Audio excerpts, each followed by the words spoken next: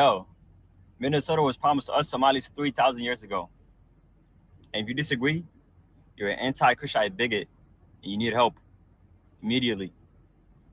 Also, if you read Genesis 12:3, it says that those who bless Somalis will be blessed, and those who try to harm them will bring harm upon themselves. I didn't say that. Genesis 12:3. Just saying.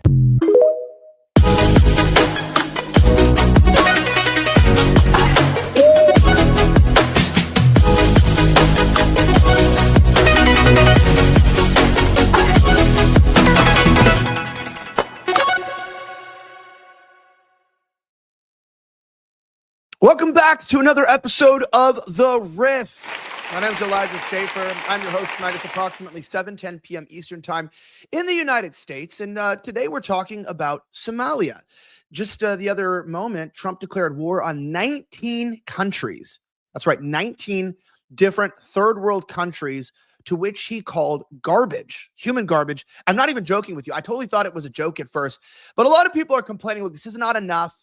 We need to actually put moratoriums on immigration in general. We need to ban the countries like Pakistan, India, Mexico, nations that are genuinely causing problems for our cities. But while these 19 countries, I'm sure, like, we're banning Togo and Turkmenistan.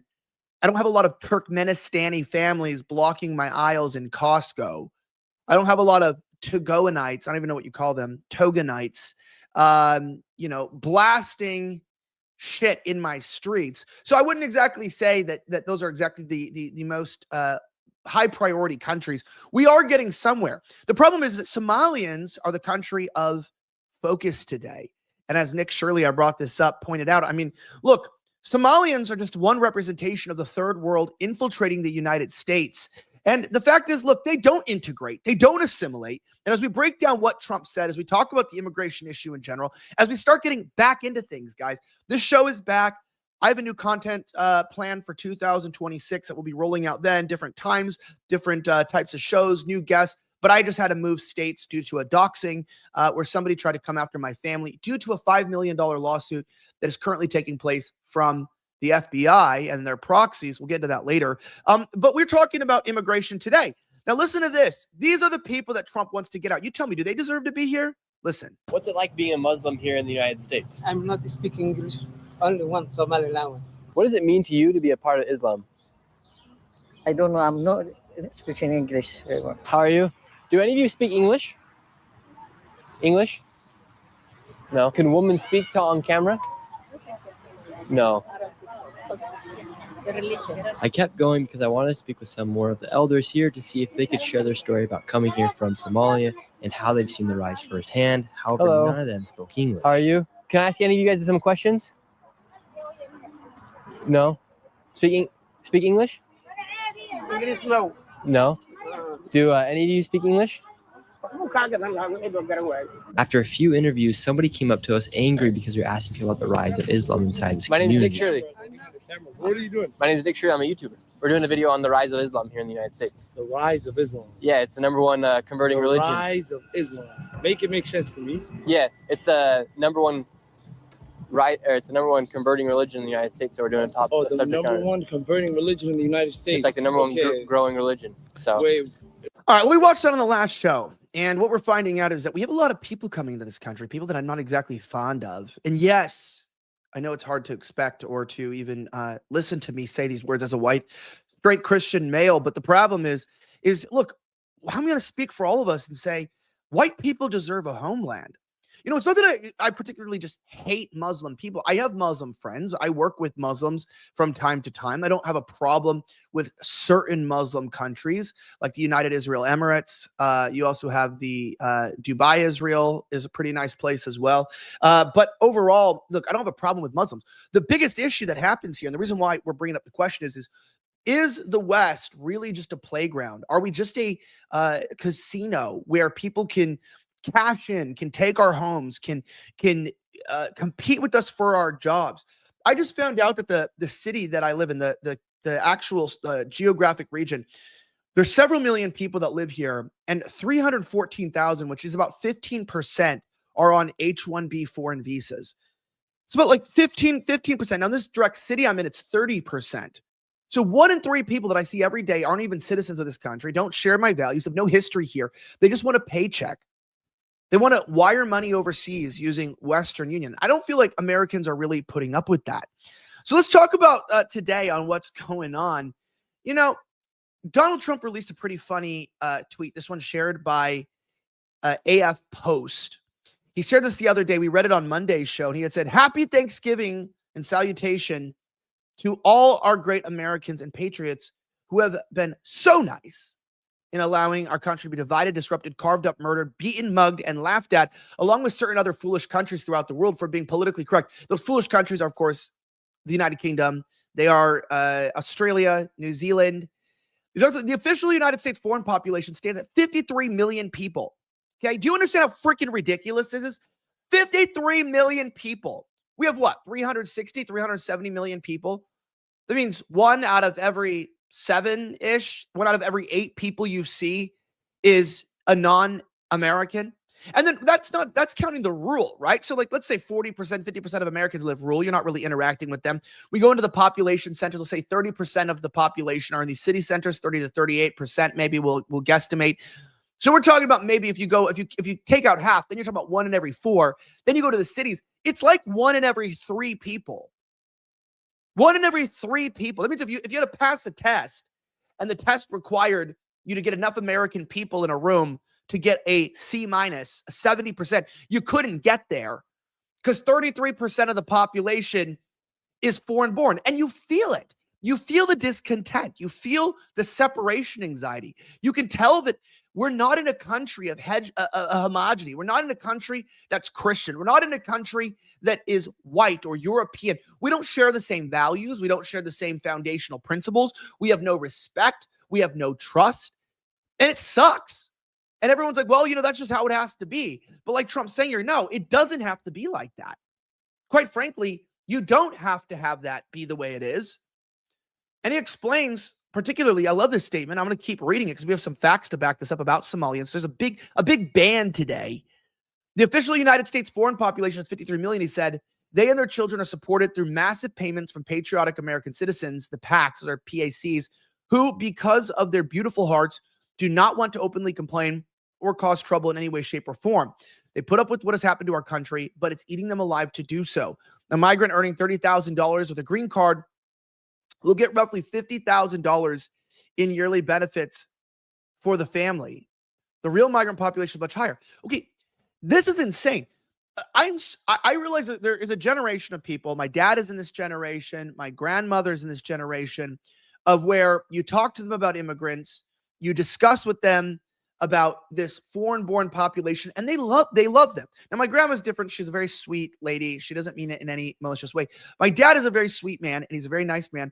But, like, I'll explain to him. I'll be like, dude, you live around a bunch of violent African Americans, Muslims who don't share your values. He's telling me his story. He's like, and that's a gay couple, and that's a Filipino couple, and that's an Indian couple, and that's a Pakistani couple, and that's a black family. And I go, what, does community mean nothing? Now, my dad's obviously a rare commodity because we grew up in LA. We didn't grow up around our own people. We've been for generations now removed from our birthright, generations removed. And that's what happens is that the situation is accelerating because the people in power think they have the right to completely dismantle what's left of our sacred unity of the United States, right? Our sacred united unity, because the millennials have already accepted the fact that half your colleagues are fat Mexicans. And if you are a fat Mexican, I'm sorry. You still get to come over to the barbecue. You get some Jamaica and some taquitos or whatever it is you eat these days. But I'm just saying, they've taken away our birthright. We've rolled over and accepted it. But like he said, I like what he says there specifically. He says right here, they don't want to cause any trouble, any way, shape, or form. And people are like, my dad's like, look, let's just not cause any trouble. I'm in the position as a millennial with 2 young kids, 1 and 2.5 years old, young boys with their entire life ahead of them to say, I am willing to upset some people. In fact, I'm actually willing to do more than offend people. I'm willing for some people to have their entire lives destroyed. And I'm talking about to the death.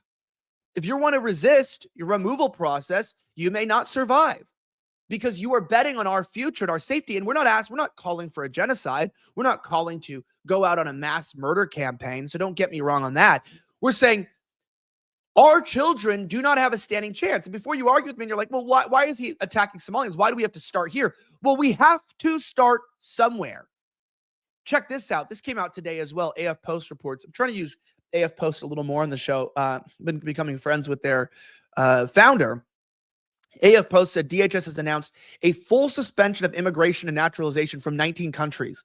The affected nations are Afghanistan, Burma, Chad, Republic of the Congo, Equatorial Guinea, Eritrea, Haiti, Iran, Libya, Somalia, Sudan, Yemen, Burundi, Cuba, Laos, Sierra Leone, Togo, Turkmenistan, and Venezuela. Here's the edict. It's a policy memorandum that actually says it places a hold on all 589, which I've had to fill that out for my wife, by the way. She's an immigrant.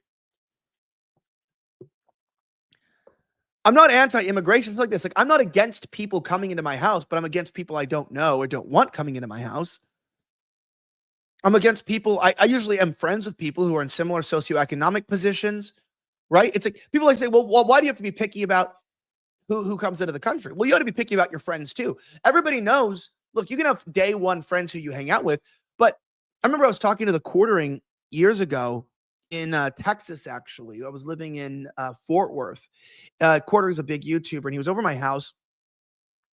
And I made substantially less money than him, so I'll just throw myself under the bus here. And he's obviously a multimillionaire, brings in millions and millions of dollars. And he was like, yeah, I bring in millions of dollars. I'm like, what is that like? He's like, well, it's hard to have friends because, you want to go to a concert and you want to get the box seats, but then your friends don't have the money to get the experiences that you want out of life.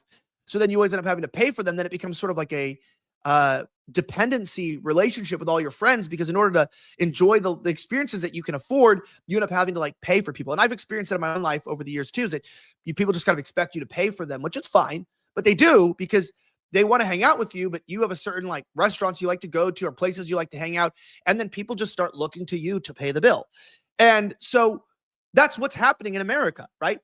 It's like we're the socioeconomically wealthy people, and we have these stragglers just coming along, and they're expecting us to pay for them. They're expecting us to just foot the bill. And like Trump said, it's like $30,000 to $50,000 a year, which is close to the household income. I think right now is about 80 grand. I'd love to know in the chat what you guys make in the chat. What's your current position right now what's your current position in a family income, right? A, how many people are in your family? So how many people live in your household? And B, what's the household income? I'd be interested to find out. You can also write a note if you want in there as well, whether you're thriving or whether you're surviving, because region matters a lot, right? If you're making 80K as a family of 4 in South Dakota in the rural area, you might be doing fine. If you make 80K with a family of 4 in, Whittier, California, or Downey or something like that, you're not going to be doing well. So there's that. All right, I'll read those in just a second. So what he did here, this is really important. Trump put a halt on basically the status of individuals, even those that were naturalized from 2021 from these countries, basically saying, look, someone might have said you could be here, but actually, no, you can't be here. People are really mad at Trump. And this is not a joke, right? This is not one of those things where people are just chatting online or his social media team has gotten out of control. Listen to this. Here's Trump talking about Somalia. It's remarkable, actually. I'm waiting for Trump to be like, no, I mean, hey, we got to be kind. But the caveat, as we talk about this, I'll explain after the video, is that this does not go far enough, like I mentioned, but it does start somewhere.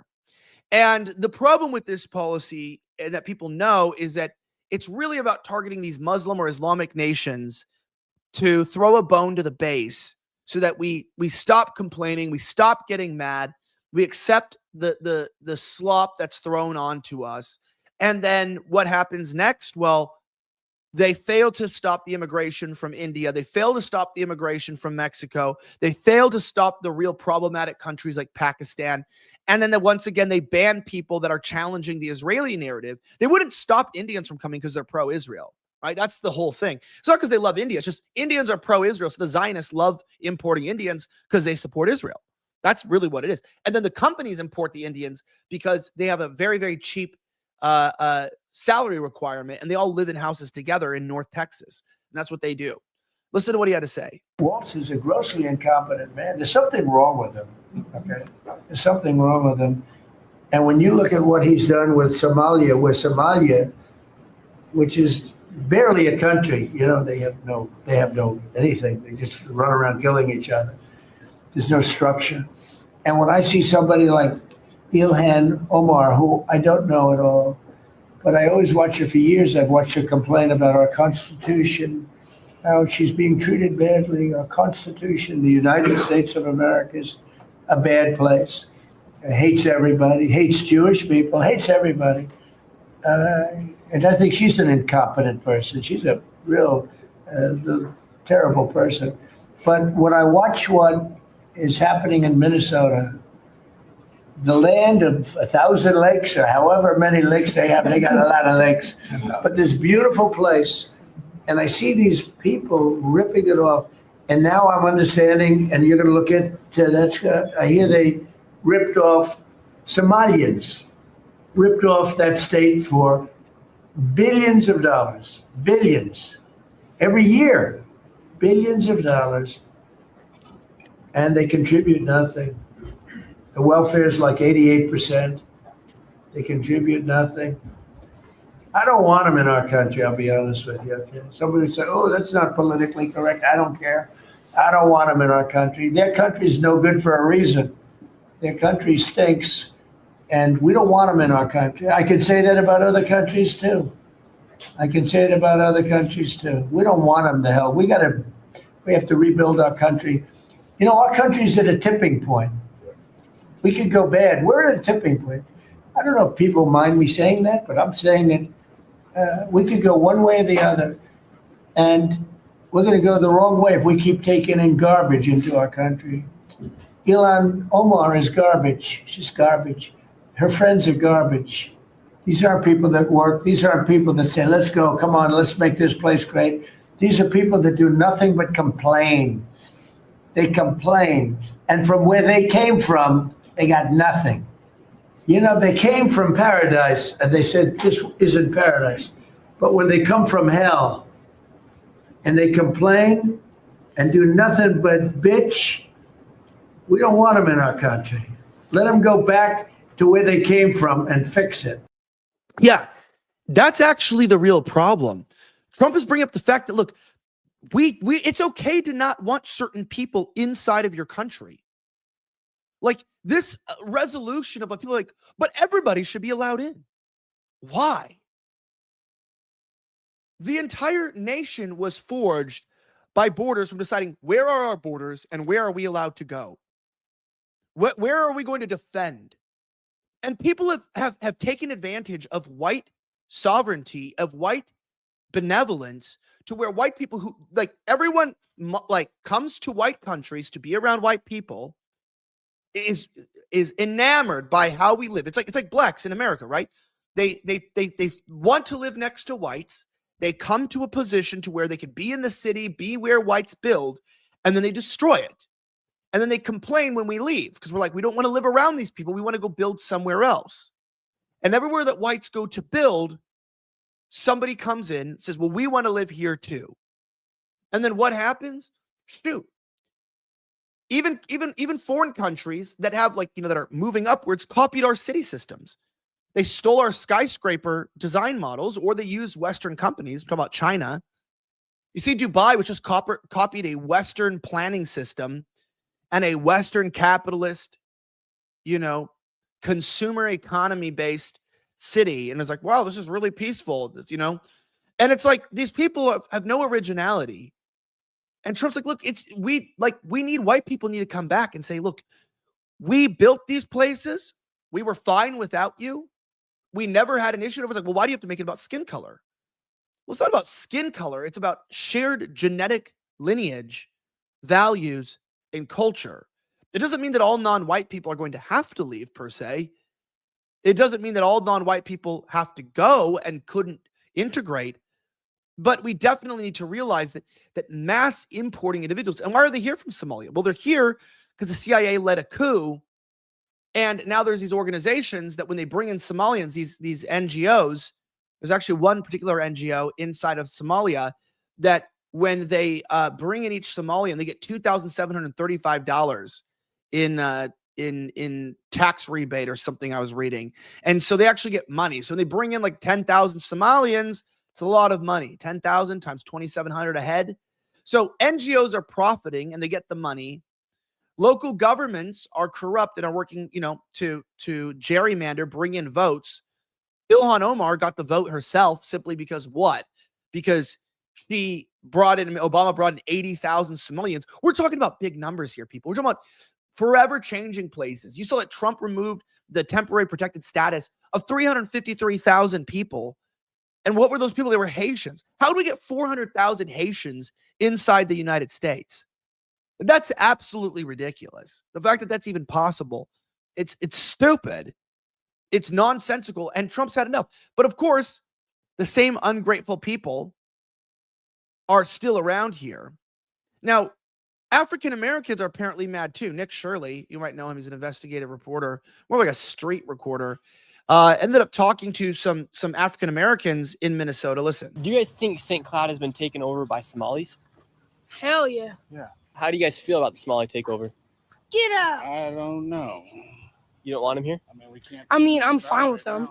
It's just that it's overpopulated. Do you feel like they're gonna eventually overpopulate the Americans here?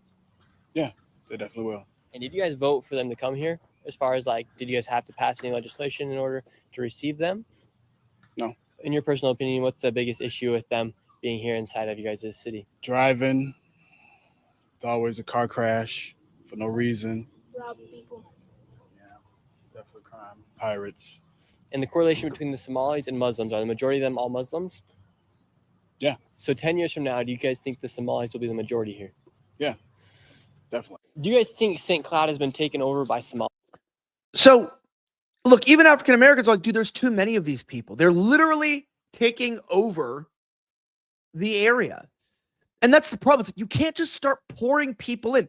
There was natural land migration before, so it would take people time to move across the land. But when you go by air and you just import, like Indians into North Texas, it's a real problem, right? North Texas is where I used to live. It's where my business is still registered. And that place is the full of, they built 48 mosques in the area in the last 24 months. So for every month, they've built 2 new mosques basically per month during that entire time. Isn't that crazy? Every 15 days in the last 2 years, a new mosque opened up in North Texas. That's Dallas. That's America's homeland.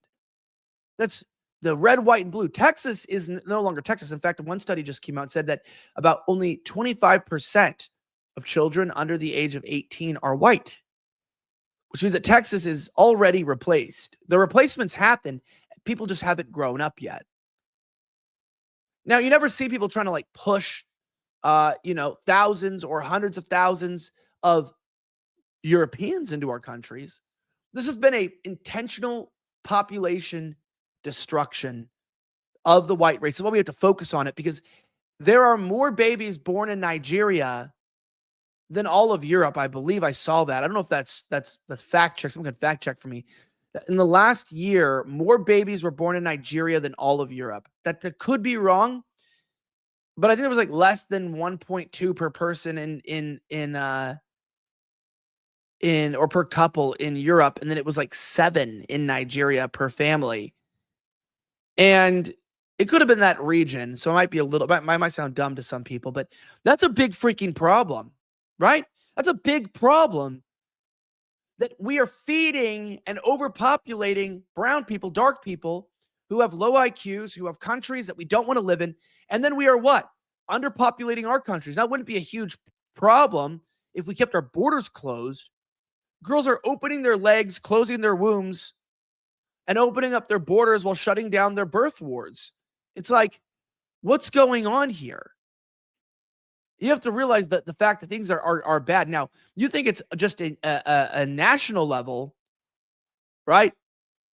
Check out Mayor Jacob Fry. Remember this guy who cried at the casket of George Floyd? Well, Mayor Jacob Fry, who is ancestors were Jewish, meaning he's not a Christian, he had this to say. Listen to this. That's not American. That's not what we are about. And we're going to do right by every single person in our cities.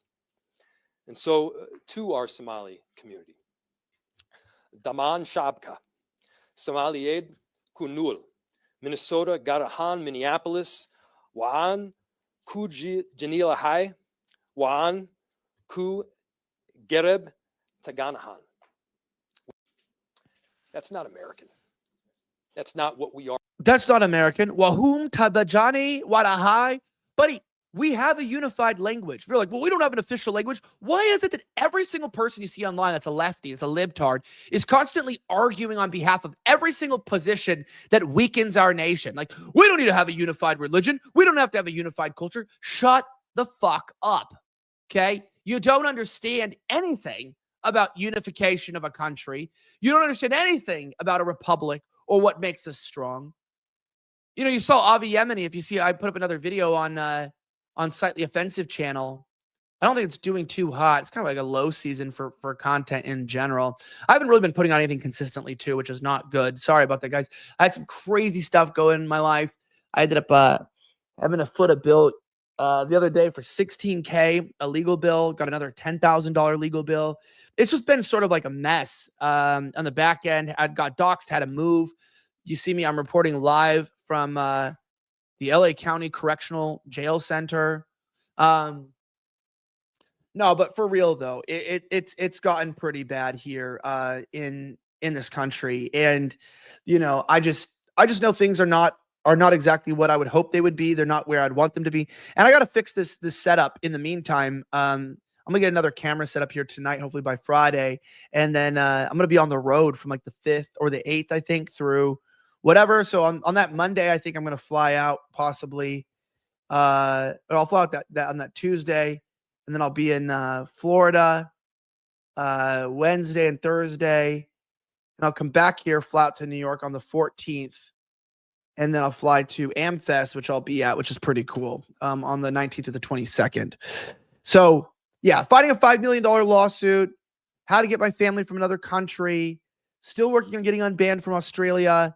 It's crazy. Plus, the whole world, it just doesn't seem to be interested in content right now. It's just like, it's all just kind of like people lying to their audiences, to be completely honest right now. Like, and I just don't have the stomach for it, guys. I don't have the stomach right now. Like, a lot of my colleagues and friends, they just kind of lie right now. And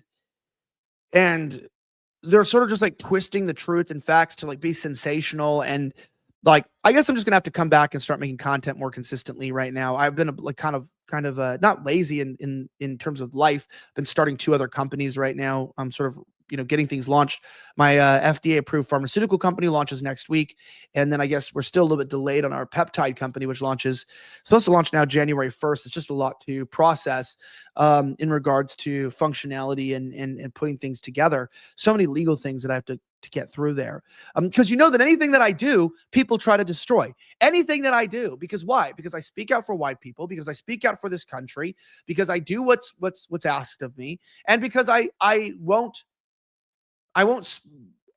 spread false information, and I won't sensationalize information that isn't true. So I'm not going to like say I know things about Charlie's death and the people behind it, even though I feel like I do. I won't talk about the things that I don't know. And, you know, I'm not trying to start a cult. I'm not trying to tell you guys to follow me, to be like me. I'm just a guy with kids that is looking at the world and thinks it's pretty effed up. I'm trying to work on my own personal life. You know, I'll talk about some things on Friday. I've been kind of getting my personal life together, fixing relationships and issues and problems. So it's been taking a lot of my focus in trying to get things right and trying to also get my life right spiritually, physically, mentally. And it just seems like, I don't know if anyone can feel like this. It feels like something's really off in the world today. It feels like something's like just genuinely very, very dark and convoluted. And there's like really we're not going in any positive direction as a society. It's even crazier. I'll just end on these two notes here, though. Have you ever heard of treason? Listen to what the Somali MPD said about this.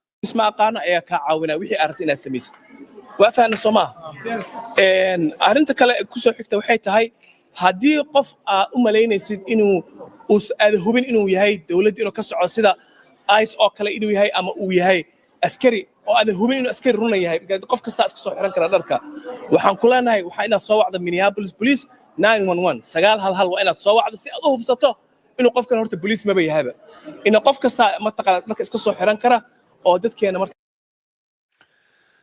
I don't know what happened to this country.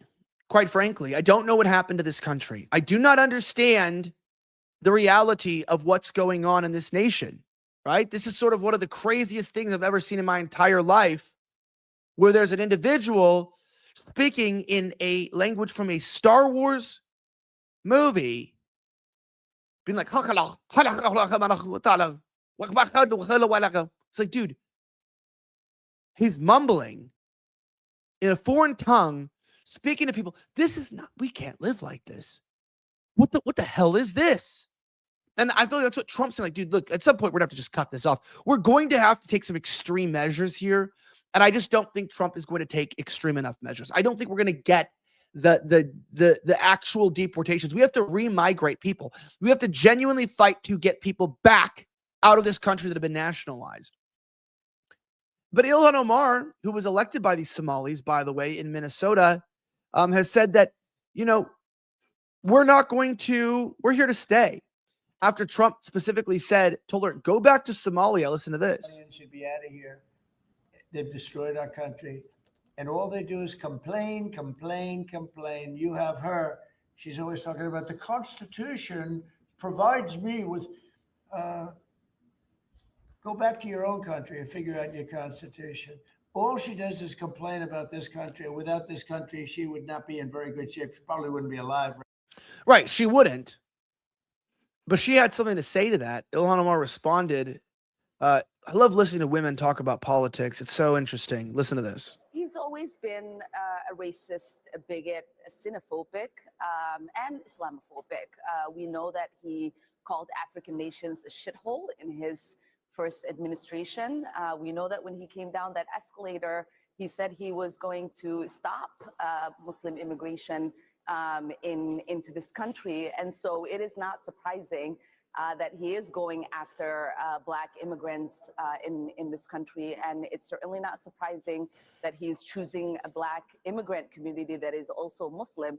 But what I would like to say is that most of us are citizens. On our passport, it says we are nationals of this country. We love that Minnesota has welcomed us. Many of us have not been settled in Minnesota. We chose it as a home because the Minnesota people and the state is beautiful and very welcoming, and we are going to be here regardless of what the president has to say.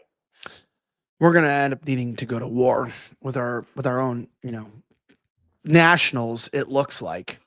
Now, some of you guys in the chat had brought up, what you were making. Some of you said that, you're making 120, 140, 60K. Someone else said I'm broadcasting from my dorm room. True, I am. Hopefully I can figure out what's going on in the dorm room soon. But it's so bad, right? It's absolutely the worst situation possible where people like myself, my kids are discriminated against. You saw that the amount of corporate jobs. If you're a white guy, I tell you, don't even go work in corporate America. You can get fired for anything. If you're a man, you're going to get you're going to get in trouble for sexual harassment. We used to be a proper country. We used to actually be a place to where our countries were built for us. We weren't racist. We were just our people, right? We'd laugh at people who spoke like, we'd laugh because it was funny, because it's not who we are. And now it's like, well, now you got to live with everyone, accept everything. But if we are everything, then we're nothing, right? If you put all ingredients into a pot, you don't have a dish. you have a mess. It's like if you put all substances on your grass, not just water, your grass will die. This is literally idiocracy, putting electrolytes onto grass. Well, we can just put anything into society and it's all going to work out. No, it's not. It's not. So I want to talk a little bit about immigration in general, right? There was a photo that came out of a U.S. soldier that was promoted to U.S. Army lieutenant colonel. I know I said colonel. I have no idea. The colonel. Kulenet. This Kenyan-born officer, Sylvia Jemutai, was promoted to U.S. Army lieutenant colonel. This is like one of those people in those videos. You ever seen them eating the monkeys? Or trying to like bite the lid off of a Coke can? They're like, and like eating things.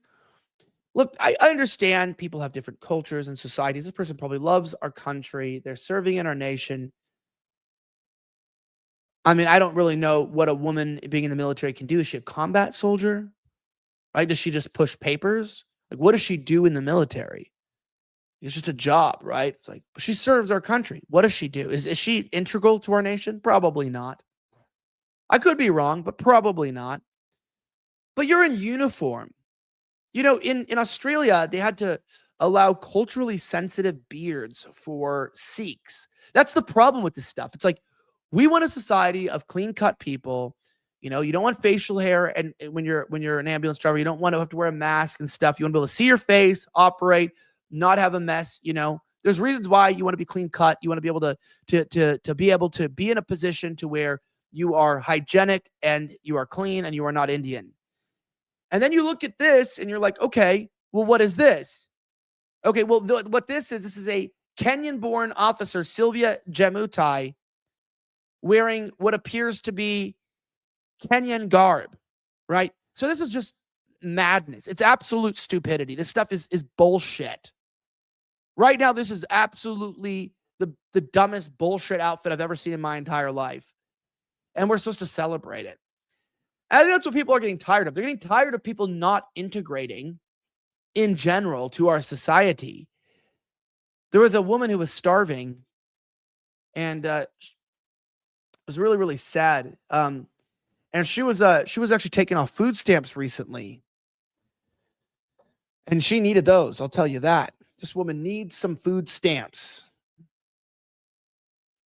I don't think it's fair that he do that, but And you were saying you think it's going to hurt a lot of people? oh yeah, definitely. Definitely it's gonna hurt a lot of people because you never know. You know what?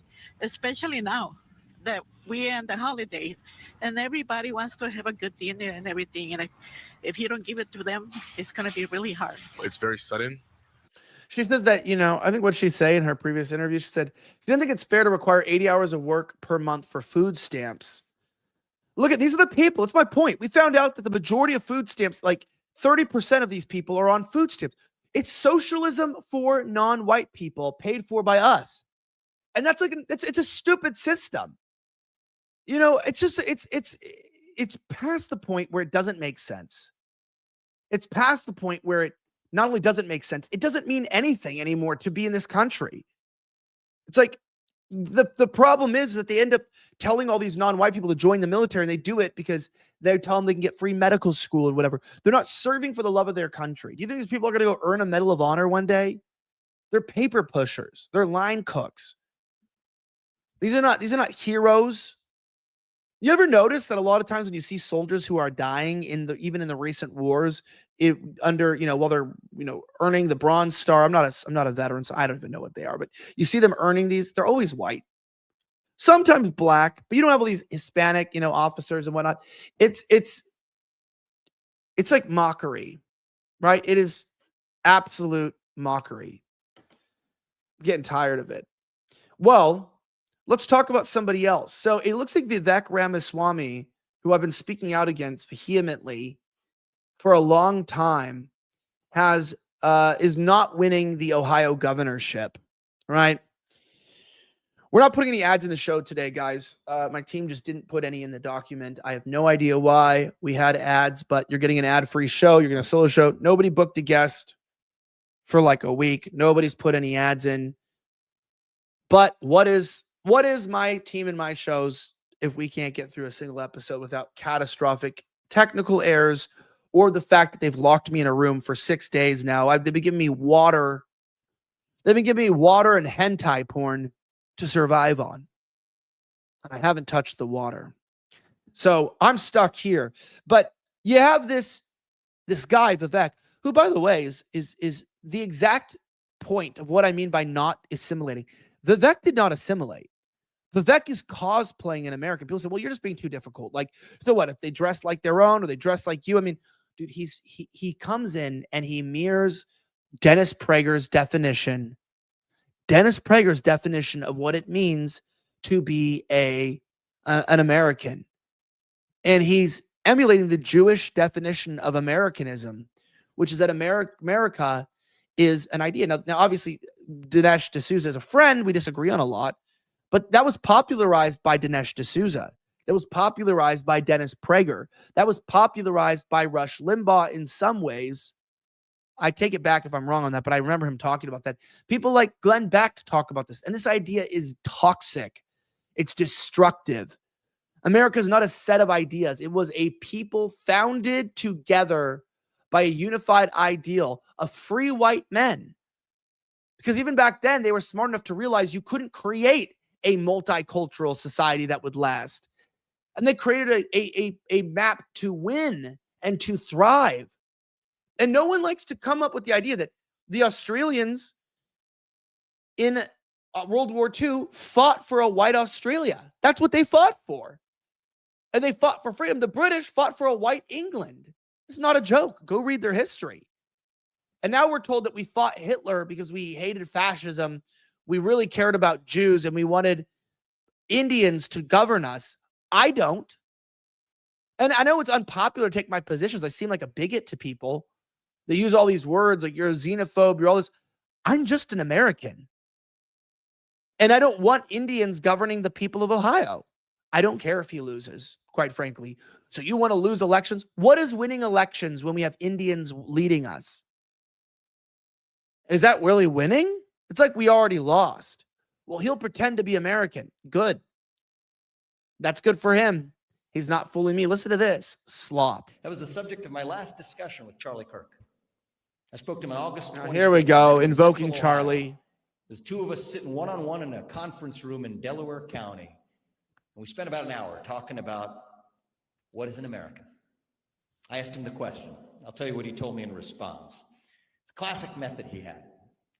He would say, I know what it's not. I'll tell you what it's not. It's not a race, and it's not government paperwork either.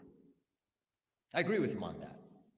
Our American identity is not just about a race or a lineage. You could be of a particular race or lineage, but if you don't believe in the founding ideals of this country, you're not really an American. You could have crossed the border physically, and the government could give you a piece of paper. But if you don't believe in the ideals of this country, you're not really an American in the truest sense of that word either. What does it mean to be an American? I believe it means we believe in those ideals that set our country into motion 250 years ago. It means we believe in merit, that the best person gets the job regardless of their skin color. It means we believe in the rule of law. I say this as the proud son of legal immigrants. Okay, so this is actually kind of crazy. This is where meritocracy is actually a false standard, right? It's like, we believe the best person can get the job regardless of their skin color. Okay, so maybe that is partly true in Western civilization. We believe that, merit is a key foundation, not DEI, which is a modern communist invention. It's a modern development. But this idea of merit, it's like, so what do you mean? Are we talking about Americans? Because then it's like, oh, does the best person in the world get the job? Are we offering jobs here to foreigners to compete with our own people? Is that who gets the job? Is it just people from India who charge less on their salaries, who we can offer a lower upfront fee and we can pocket some of the money as an agency? What do you mean by they are the best? Because these people will sit here and say that, and they know as an American, you think that means, oh, yeah. If you're the best person on a job application, you should get the job. We shouldn't discriminate based on skin color. But why is it always skin color? Like, the reality is that white people are the ones who are losing out on jobs, nobody else, because of their skin color. And that's because we stopped caring about skin color, because every other skin color is a nativist. They do believe in their own group, internal in-group preference. So when whites said, well, we're not going to care about our own in-group preference, what that's done is give every other group the ability to choose their own people, which is why Indians, like Vivek, only hire their own. And normalizing Indians in the United States is a very destructive pattern. It's a very destructive platform in our country that doesn't lead to a very positive resolution. It's very scary where this is going, because it's like they say things that sound right, but they have very destructive intentions behind the scenes. To this country. That means your first act of entering this country cannot break the law. It means we believe in free speech. He's an anchor baby, by the way. And open debate, whether you're on the left or right, whether you're Nick Fuentes or Jimmy Kimmel, it doesn't matter. You get to express yourself without government censorship. We're not even talking about government censorship in the United States right now. We're talking about social media algorithmic censorship, okay? That's what we're talking about. We don't think the government's silencing us, although they are trying to silence me. Right now, the FBI is mad, I guess. Vivek's cousin, the other shawarma rap guy with the googly eyes, Pajit Patel or whatever, that runs our FBI, his girlfriend, suing me for something I never said. I'm really hoping it dismisses. We've filed our motions or whatever, and I hope that we're able to come to a conclusion, because, man, I'm just getting tired. I'm getting tired of everything. I'm like really exhausted in life. I'm not really enjoying, the current state of politics or making content. I'm not really enjoying it right now. And I need to figure out how to enjoy it again, because I'm more just like I hate this whole political system. I just hate it all. I don't know if anyone feels like that. I hate it. Like, this is the most retarded shit ever. You know why this guy's not polling popular? Because he's not an American. And he'll never be an American. And he doesn't hold our values. He's faking it, and people can see through bullshit. You know what Americans are good at? They can see authenticity. And especially modern Americans. I don't mean modern by immigrants, but younger generation Americans can see through bullshit really easily. This guy's not one of us. He's not one of our people. He's full of shit. He's a complete buffoon. You get to speak your mind on a college campus without fear of somebody putting a bullet in your mouth. Shut up, dude. It means that words are not violence, that violence is violence, and violence is never an acceptable response to words. It means we believe in accountability. It means we believe in the founding culture that set this country into motion the first time around, that we're ambitious, that we take risks. Sometimes we fail, but we pick ourselves up and take those risks again. It means that we're ambitious, we're heroic, even brave when called. I hate these speeches. What the fuck are you talking about? You know what I mean? What are you talking about? We want to be heroic. And dude, just shut up. Do you ever hear like that? You hear the TV or anything. This guy is the political equivalent of a pharmaceutical ad. Are you struggling with depression? Try Inverta today. Inverta can help you to overcome the obstacles of life so that you can be the real you. May cause suicide or death. It's like, dude, you're just regurgitating bullshit. Americans need to be confident. And what? That doesn't help. I can't afford to live, Vivek. I don't speak the same language as my neighbors. I'm not getting hired at local. My kids can't get hired at a local store because they're only hiring Indians. My children can't get into a top university because we're not millionaires. And the only other white people that aren't millionaires that get in are the ones that have connections. And we don't have connections. We're a blue collar family. And my son doesn't have the ability to compete with DEI standards, with these, intellectually, eminent domain ideologies, right? Just government just taking what it wants and the institutions taking what they want from society in the name of justice. And I don't really know how to talk about it anymore. I don't really know how to discuss these things anymore without getting myself in trouble. And I don't even like X. You go into X and people are just so insufferable there, man. They've always been, but you can tell that things are bad because people are like not hopeful anymore. There is no right-wing movement. There's just people who lie on, they go breaking breaking news. Breaking, and it's never breaking news. It's never breaking news. It's never breaking news. And then we're like, hey, by the way, we still don't have the Epstein files. Vivek Ramaswamy is not an American. And this is a completely fucked up society and world. And everyone's just like, it's the problem I have with anyone. People that I work with, people that I work around, people that I know. It's like, people just don't understand the basic things. Where it's like, do your basic work, do your basic tasks, and then focus on everything else. But people just assume that someone else is going to take care of it. That's my biggest gripe with everybody I've ever met. It's like, well, I just thought someone else was going to do it. And it's like, well, did you ask someone? Did you hire somebody? Because I've hired people to do things for me. I'm like, hey, here's what you need to do. And people still don't do it. So I know there's a barrier. Our government is hired by us to do something and they don't do what they're asked, right? We hire people. This is why I fired people over my lifetime. And then they get all mad at me, publicly. It's like, well, you did this and that. It's like, you threw a pizza at me. I did, and I would do it again, bitch. I'll throw a fucking hotter pizza on you next time. Exactly. Try me. I'll burn your eyes out with hot pepperonis. The oil will clog your tear ducts. You're going to have pizza eyes, bitch. You want to try me? Sausage face? Exactly.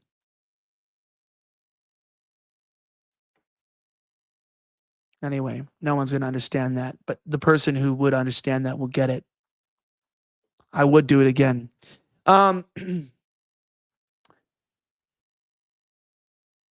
Also, Anna Perez is here to the chat.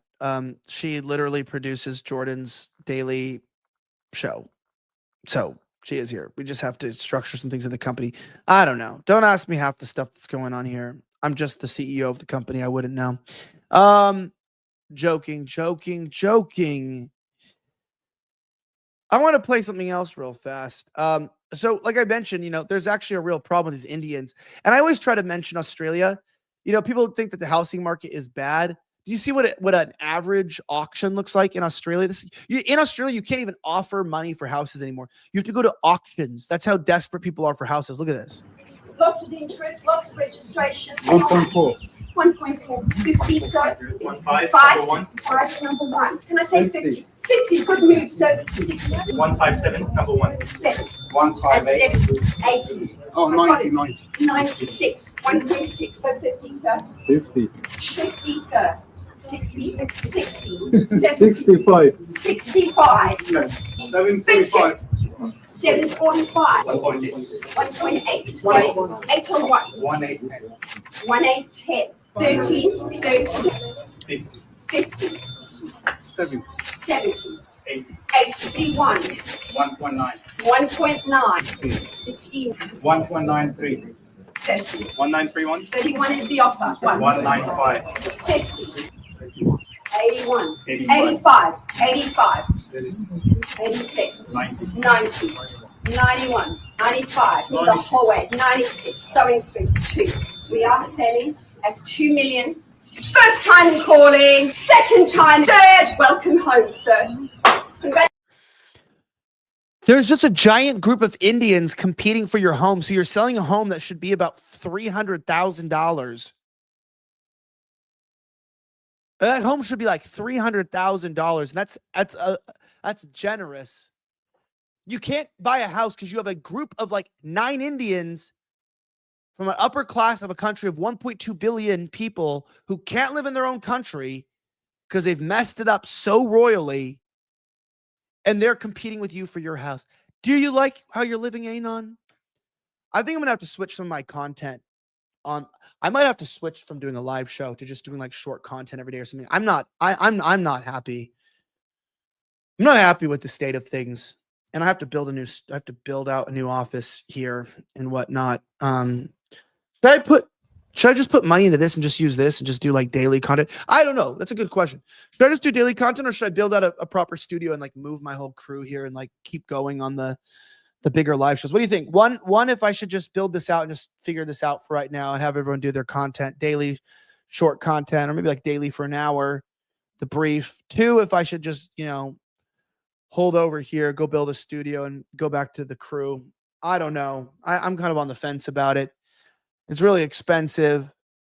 You know, it's really expensive to maintain, and it's hard to it's a lot, but I could, just make content here daily, interview people, get things, together. I got to figure out whether I'm going to. I'm not going back to Boca, dude. I'm not doing it. I'm not going back. They targeted me. People did, and the law enforcement released my information publicly. And so they released the database. So now I'm like screwed. I can't even like live out there. But I got to figure it out. Yeah. Yeah, no, I can't go back. Yeah, I've relocated completely. I had to leave. By the way, Outlaw Justice. Wait, that's not a good one. Sent $10 that I said Happy Independence Day to a black lieutenant, and he said, "Not my Independence Day." Yikes. We also have a $2 super chat from Randall Flags at E.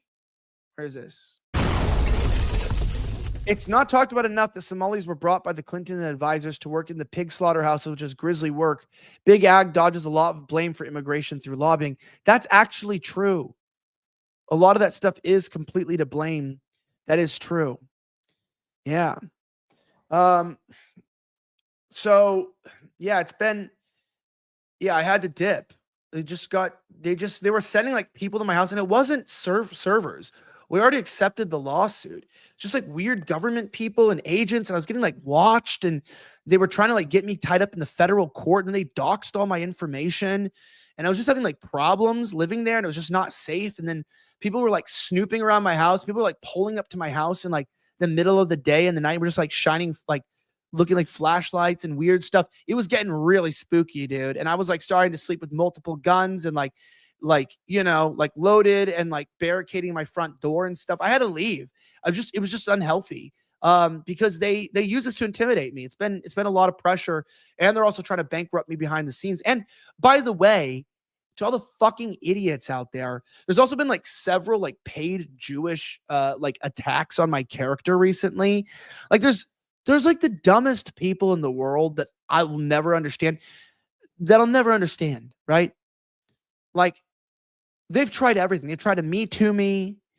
They've tried to character assassinate me. They've tried to say I'm promiscuous. They tried to say I was a pedophile. They tried to say I was gay, which that one's true. We all know that. I'm gay and retarded. But they try to say that. Then they try to say I work for El Salvador. Then they try to say I was working for a Jewish gambling site.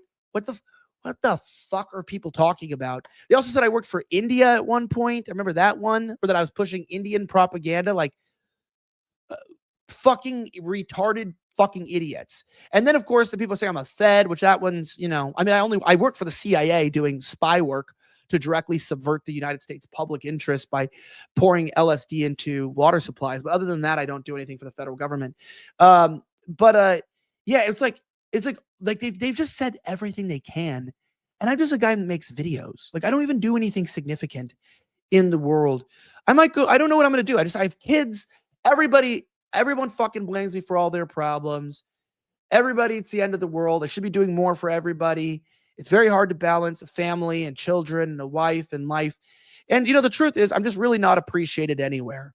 And I feel it. And, I'm not asking for handouts, but I do a lot for a lot of people. I do a lot behind the scenes, and I don't get a fucking thank you from anybody. I don't get appreciation. That's in my private life. That's in my public life, and I just learned that as a man, it's a thankless job, and you don't really get, then people just talk shit. It's like people are just trying to make stuff up. And then I told you last Monday that I realized that some of the people who were talking shit, like this whole like retarded like gambling psyop thing, that started with somebody that was a Jewish liberal gay atheist. I'm not going to say him by name, that started this whole campaign to try to like take me out. And then everybody jumped on it on our side. And it's like, fuck you guys. You guys are fucking retarded. Why do you need enemies when you have friends, right? And then it's like the El Salvador thing, was started by a Jewish guy, El Jacoby, as well, that works for Trump. And it's like the pedophile thing started by a Jew, the same Jew that tried to take out James O'Keefe.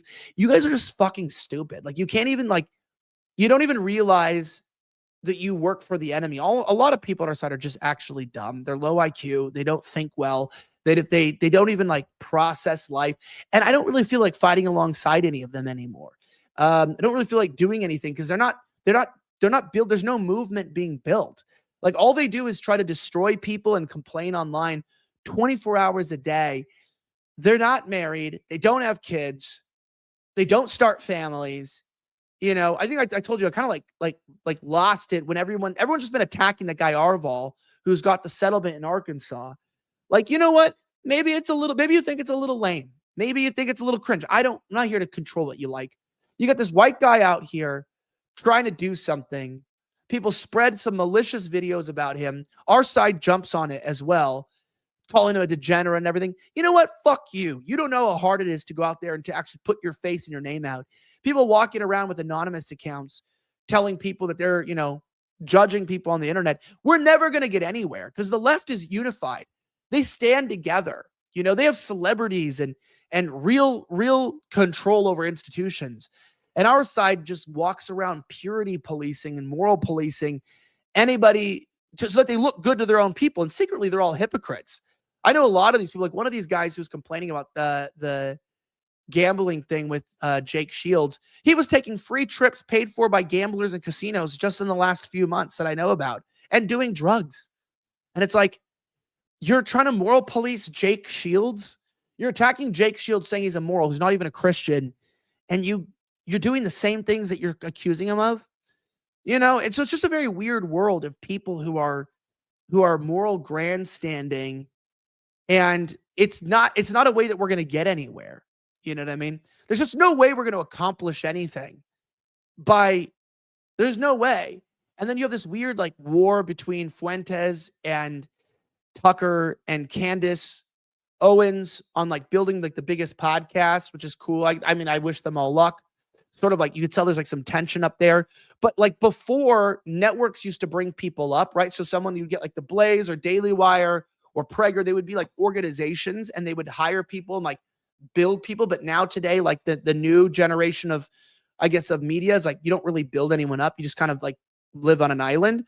So we don't really have many people trying to build people like up or build up, you know, any media brands. So I'm coming in trying to build this one, but it seems like, you know, we're kind of on our own island in itself because, you know, yeah, it just seems like nobody will work with us. In the establishment, they think that we're horrible. And for some reason, yeah, no one wants to see a new network develop and rise that actually hires and trains people on the dissident side either. And it's a very, very interesting thing. Luckily, it's not bad news, though. We have found people who believe in what we're doing. That's what I'm focusing on, the positive. We did find more investors. We did find new sponsors. We did find new, you know, motion for 2026. And I'm really excited about it. I just kind of it just kind of threw me off having to leave a very nice studio in the middle of the holiday season. And it's just kind of a challenge, you know, to leave a functioning business for my family's safety. That's when you got to put family first. So I've put family first. You know, I put family first and I have tried to do the right thing.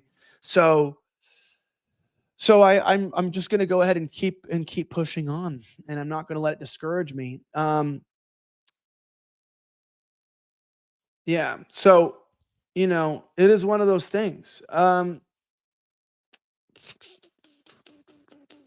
Yeah, we'll leave it there. I have a couple more topics to cover today as well, which I think are very, very good. Okay, so let me go ahead and go over a couple more things. So let's talk about Venezuela for a second. I feel really bad for Venezuela because they're putting out videos, the government is, of you know, their reserves. They've brought in their military reserves. This is not a joke. Check this out. El comandante del estado de La Guaira, que estamos los 73 comandantes de unidad comunal de milicia, junto con los comandantes de unidad comunales de milicia de combate, junto al Poder Popular, en unión popular, militar, policial, presto para la defensa de la patria. La milicia bolivariana presente, atendiendo el llamado de nuestro comandante en jefe y presidente constitucional, Nicolás Maduro Moro, para mantener la paz, la tranquilidad, nuestra independencia y la soberanía de la patria. ¡Chávez vive!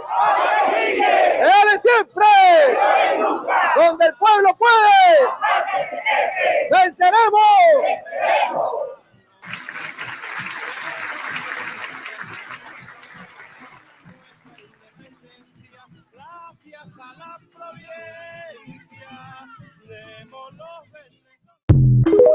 Yeah, that's actually pretty intense. You know, there's like their reserves of fat women. Why are Latinas get so fat as they get older? They're so hot when they're young and they look so old. These guys are like, the average age here is like 60. The only time I've ever seen a group of older people was at a Breland Hollyhand college tour. But other than that, I mean, look at these guys. You got the Latinos Negros. You have Pinche Panewe. Vantico Laporico. You got Vastuco, Barataitichiti. Dude, this is absolutely nuts, man. I'm so tired of this. This is like the most insane shit I've ever seen in my life. I don't know what to even make of this, but it's absolutely nuts. It's nuts. It's insanity. This is insane. We'll wait and see what is in store here, but that's insane. That's just nuts that this would even be the case. We'll wait and see what's in store, but until that day, we will keep praying for El Salvador, which is the only country in Central and South America that I like. And if and people that think that what was up with that accusation too, that I work for the El Salvador government, people are so fucking weird. How do I fund Rift the way that you fund every other business that you run in the entire world? Through advertisement and investors. What investors? American investors from my country. People that care about what I do. The same way Fuentes got $500,000 from some French guy or whatever. Same way Candace married a British guy and got like $170 million. I don't have rich people giving me money, but I do have people who want a return on their money and who believe in what I'm doing and who I do pay as we earn money. And it's a very, very nice system. I would like to start a nonprofit though and receive donors. So we'll see what happens on that. People are just mad because somehow after losing every platform I've had, like every major YouTube channel, every major decision, I still somehow survive. It's true. Let's talk about the war on free speech though. Ben Shapiro talked a little bit about the algorithms, right? We've had a lot of talk about how algorithms are changing opinion. And the reason why people talk about this is because algorithms are the key to power. What you're forced to watch affects the way you think. That's why people who spend a lot of time on Instagram Reels end up essentially becoming racist anti-Semites. But if you spend a lot of time on TikTok, you are also becoming anti-Semitic, which is why they forced the sale of TikTok. The ADL did. That had nothing to do with China. It's crazy they just were able to do that. Israel was just able to force the sale of $1 billion social media app. It's the same reason why the e-safety commissioner from Australia, who works for the United States CIA, by the way, and we have proof of that, is trying to create a social media ban for minors. The same way, same reason the UK is creating, blocks and systems to jail people for criticism, for posting things online that are hateful, is they know that when people really see the way the world works, when people are really allowed to communicate without restriction, we would reject this gay global system that we currently are under. It's subjugative. It's subjugating us. It's turning us gay. It's ruining our lives. It's full of blue light, and I hate it. Okay, I hate it. It's frustrating me more than anything in this world, and I don't like it. Let's see what you realize that. Who is this guy? I don't remember what his name is, but all these guys sort of work together. They're all the same. Listen, the algorithms are destroying America. This is my informed view.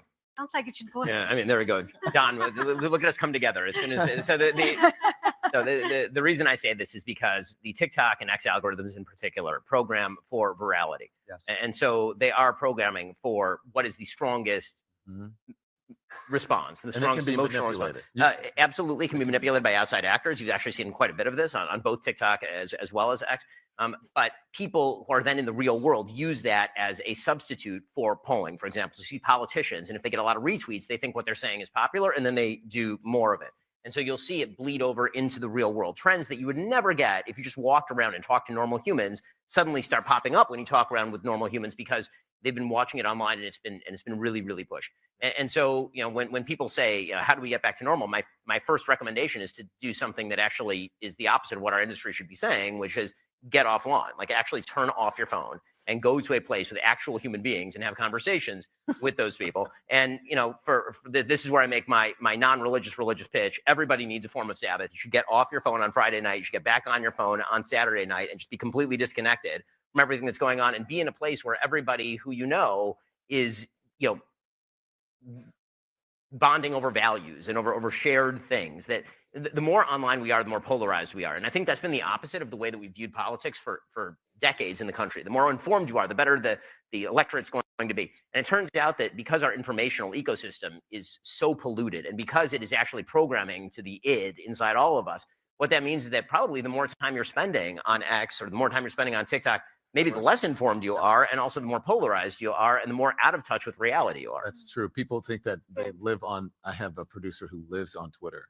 And every time I ask him for something, he goes to Twitter. And I said, do you ever do research other than Twitter? Touch some grass. Yeah, touch some grass. But I do. It's interesting that, Ben, you say that. Look, it's getting along with the liberals. It's because what they're saying is that when people now are communicating and using algorithms to really discover what other people think, it's not what's been programmed. Like, just go out in the world and talk to people who just watch TV. Go out in the world and talk to people who are afraid to speak out. Because people in public don't share what they're actually thinking. Because we've created an anti-racist society where everyone has to be polite. No one's allowed to be honest. Go out into the fake world that we created. Go out into the fake world that we created, Goy. Go out into the fake world we created, Ben tells you. Whoosh, whoosh. Slave boy. Go out into the world and talk to the people who are under my spell. He's warming his hands on the fire. He's a fly. Ben Shapiro was raised by flies. Yeah, it's just stupid. It's like they're against the algorithms because people are becoming against Israel. That's all it is. And white people are waking up to their own shared collective identity. We've been lied to since we lost World War II. We've been told that we don't have a collective identity. For all history, even in the United States, we saw being white as part of identity. Australia saw it, Canada saw it, the UK saw it. It was always a part of our identity. Then we were told it's not a part of your identity. The only people that can have race a part of their identity are everybody else. Indians, Jews, blacks, particularly Jews, and that people who are not Jewish are not allowed to have an identity. And that means just white people, by the way.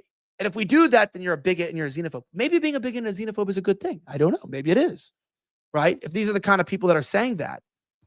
But it's funny because, you know, one of our good friends, he's in jail right now. I don't know if you know this, but Joel Davis is currently still in jail over a Telegram post. He's in jail for at least another 6 weeks for an alleged Telegram post. He appeared in court. Right now, the judge denied bail, and his case was adjourned until January 14th. So Joel Davis, the leader of the NSN, I think in Melbourne, which is in Victoria in South Australia, not the state, but Southern Australia, I should say.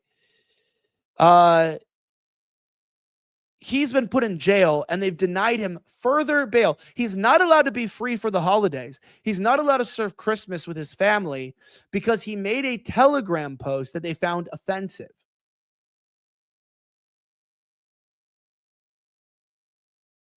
They're letting individuals out of jail for raping women in the taxis. In New Zealand, they did that. They're letting someone out of jail because he didn't have time to adjust to the culture. Because in his culture, raping people's okay.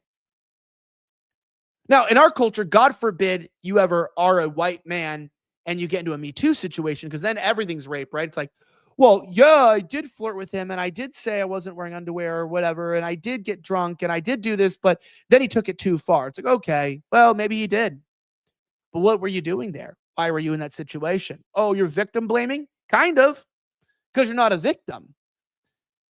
You're not a victim. I'm not going to blame real victims, but I'm going to say when you're exaggerating for attention, that's what the West is about. Women exaggerate for attention. Meanwhile, real victims of real rape, like a Pakistani guy locking his doors, choking you out, and raping you, they get released out of jail. Then so that we can make room for white men for writing offensive things on Telegram. It's just disgusting, and it makes me sad. It makes me personally mad. And you're like, how does this happen? How does this happen? Well, let's look at the recent graduates from the Canberra Law School, the capital there of Australia. Not looking good, buddy. That's your future district attorneys, litigators, district solicitors. I don't know what they're called there. That's this. Look at this. It's all women, fat, lesbians. These are the people that are going to interpret the law. There's this type of Australian lesbian. It's right here in the corner. It's not found anywhere else in the planet Earth. It's like Steve Irwin had like given his sperm at a sperm bank, so it had the potential to be like a wild, burly man, but it got mixed with Harry Potter's splooge. You mix Steve Irwin and Harry Potter's babies in a petri dish, and you add in an Ellen DeGeneres is the surrogate, and you artificially inseminate Ellen DeGeneres with the hybrid chimeric sperm of Harry and Steve, that is. And you get this sort of lesbian with the powers of animal control and magic. And that's who you see at the left. It only exists in Australia, by the way. There's a lot of them. They just have this look. Australians have a look, you know. They are a people. And, we find that out the hard way. But it's not just that situation.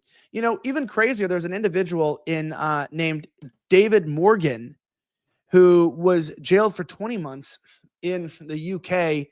Not for this exact post, but he said, I'm sick of hearing about the Holocaust. I'm a 22-year-old white male growing up in a world where every single negative aspect of life is Jewish, government, banking, entertainment, porn. But the second I say a word, all I hear about is the GD Holocaust. F off.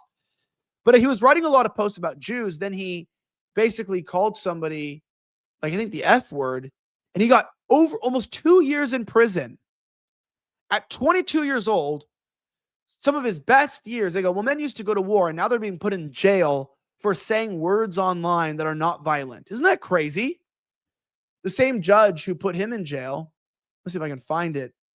Let's see. Yeah, he got put in jail for anti-Semitism. And he was reported by 2 Jewish ex-users. So Jews are now putting us in jail. Oh, Jews could get reported and put in jail. Jews could get persecuted. Whites are being persecuted by Jews in our own countries. And I'm getting tired of it. I'm getting really tired of this. I don't really care how Jews feel. There's some like weird stalker Jewish guy who apparently, I don't know who he is. I don't follow him, but somebody in my team alerted me. They told me he's like this mentally ill guy. He's like severely mentally disturbed and is like apparently obsessed with me. I don't really read my comments. I don't really know who he is, or I haven't really seen him, but they told me there's a very unstable person who potentially would be somebody who we see like has the character of someone who'd want to kill someone. And very, very odd. They told me some of the stuff that he like wrote and said, and you're like, very odd. These Jewish people are very strange. And they have a weird obsession with anyone who doesn't like them. People don't like white people. I don't really care. I just mostly just go, okay, well, go back to your country. But Jews seem to want to live in our countries and then tell us how we're supposed to talk and we're supposed to live.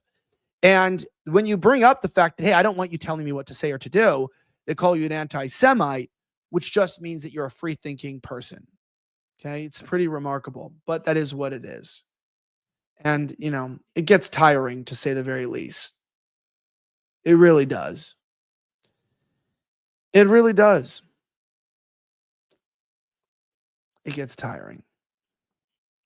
That being said, a couple more super chats here. We got 2 super chats. One from Shore38TY46. Lose, start everything. Also, user Evo8 Vickery 6. Enslavement and elimination. I should turn those down. And elimination of native peoples last November 27th. No, I didn't, but I could. I think they were conquered, not eliminated. They just were who they were, and it is what it is. All right, let me see if that's pretty good here.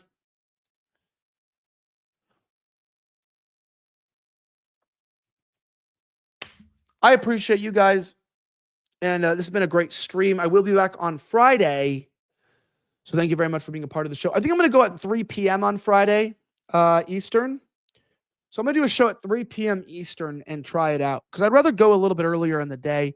It's like the show either needs to be earlier or later, but I'm just having some health, issues, like I don't need to get into any of it. I'm just like really, really having some energy issues. Since I stopped partying, I just sort of had some disruptive sleep, because a couple nights a week I would just kind of drink myself to sleep and kind of reset my sleeping patterns. And I built a lot in Florida, so having to leave Florida and paired with everything, it's been the most overwhelming and stressful experience. And I like I mentioned, I have a lot of people who really want things from me, and a lot of people who rely on me for money or for things, but very few people who I feel like really return the favor. So I get really exhausted by people, and people can probably tell that are in my inner circle. I'm just really tired of them. I'm really tired of friends, of family, of work. I'm really tired of it. I'm not enthralled with people right now. And I'm exhausted. I'm tired of people exhausting me. I'm not saying I'm a victim or anything. I'm not like, but I'm going to try to work on more of myself and growing and maturing, because I think when everyone makes you want to drive yourself like a stake through your head, it's a good time for me to reflect and ask why I am even keeping up those relationships. I kind of don't want to anymore. I'm kind of over it. I think I'm going to just pull back a little bit from people and kind of do my own thing. Although I'm just such a social person, it seems like such a dark place to do so. The devil's fighting for me, man. The devil's fighting for me it's a full fight for my life. I gave my life to the Lord a few months ago, and it's been hell. I'm being completely honest. It's been hell. My life's been absolutely hell. And I didn't expect that, I didn't expect the road to heaven to feel like hell. And I've been trying to be obedient. I haven't been fully, in all things. I understand that I have a lot of growth to do, a lot of maturing, and I'm by many means a very frail and weak, man, like all men spiritually. I'm not who God designed me to be, and I've got a lot of spiritual damage to undo and strength to learn. But wow, whatever it is that the Lord is trying to do in my life, I could tell you there is a lot of strong forces of evil right now that are tying me up, and I've just been locked now in litigation, and now moving, and car being stolen, and money being stolen, and more litigation, and people quitting, and people just causing problems in my company, accusations and public attacks. Some of them are funded, by the way. Two of the recent ones were funded by someone. One was $30,000. These fucking idiots took the bait. I can't even help a horse to water if they don't want to. But it's like just attack after litigation, after undermining, after personal issue, and it's just like, what is going on? And I think it's just a lot for someone to go through. It's a lot to conquer. But I'm going to probably go to the gym after this. It's pretty early here, but I think I'm going to go to the gym and map out my life a little bit tonight on what I need to tackle first and what I need to focus on. Because it's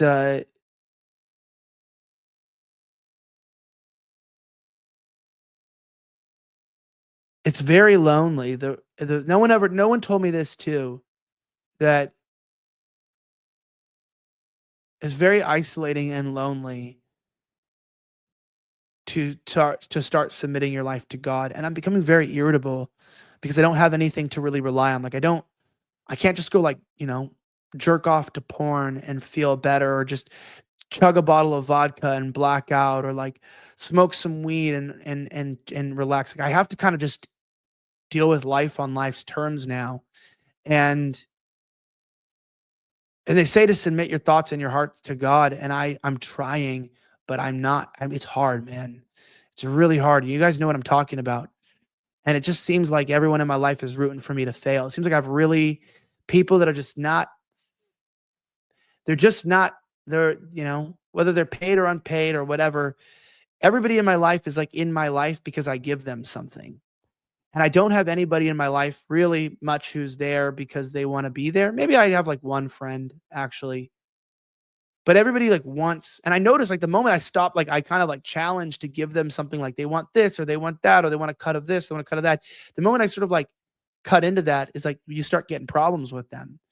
And you realize that they're just kind of in your life for themselves and what they want. And that's okay. Most people are, I'm glad I have the opportunity to help people live their lives and, to be a benefit or to provide for my family or family members. It's always nice to do.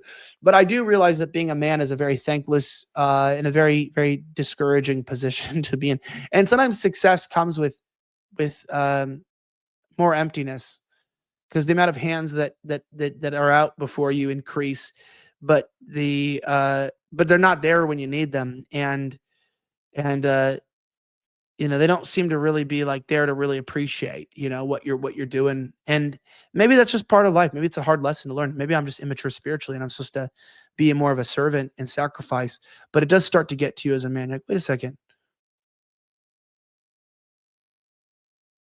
I think people take what I'm doing for granted. And I think people think they expect me now to do what I'm doing rather than realize of what kind of sacrifice it takes. And I don't really know what to do next. So not really sure what to do with my life. So I'll have to figure that out. But I have 2 new health companies launching this month. And I don't know. It's like, I just want to spend time with my kids, to be completely honest. Sort of all it's really come down to.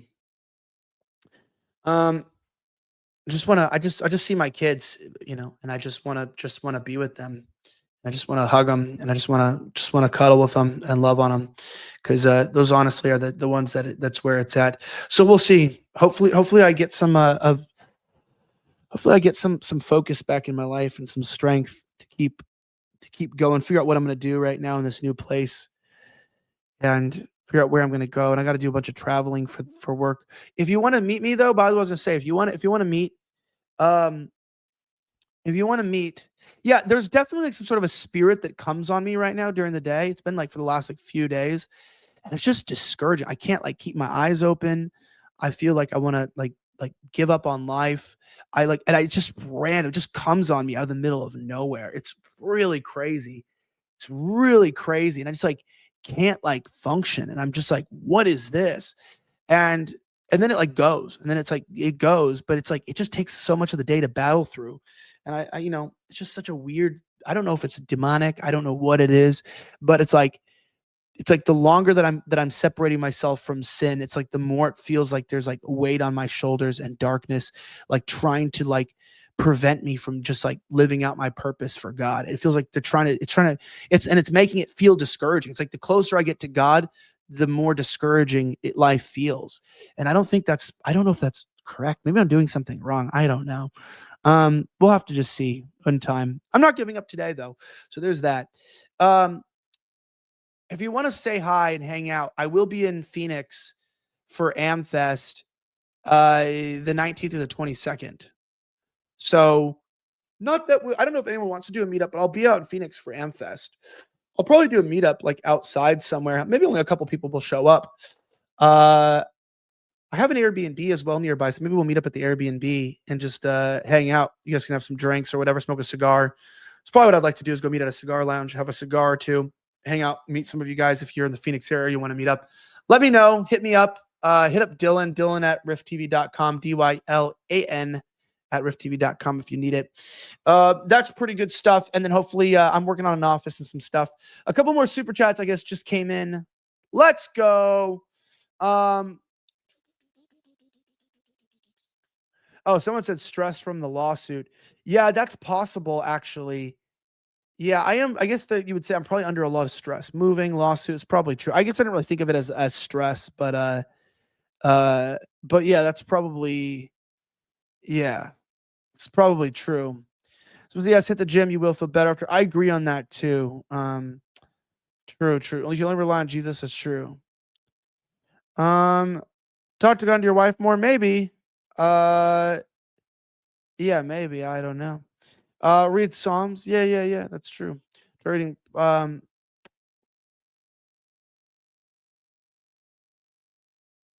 Yeah. Some of these people are ridiculous. So, it is what it is. Also, let's see a couple more super chats here.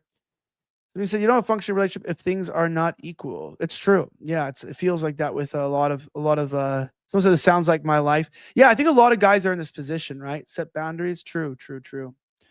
Someone said try Benadryl to help you sleep. Yeah, I do try it sometimes. Then you feel groggy in the morning. It's always like that bigger give or take. Someone said they had no Mexicans that will steal me a new car. Outlaw Justice said for $10.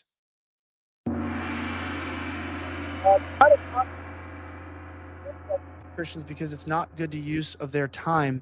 They know they already got them. We'll pray for you. Thanks, dude. Yeah. And I pray for you guys too, man. Let's keep inside the faith and continue on.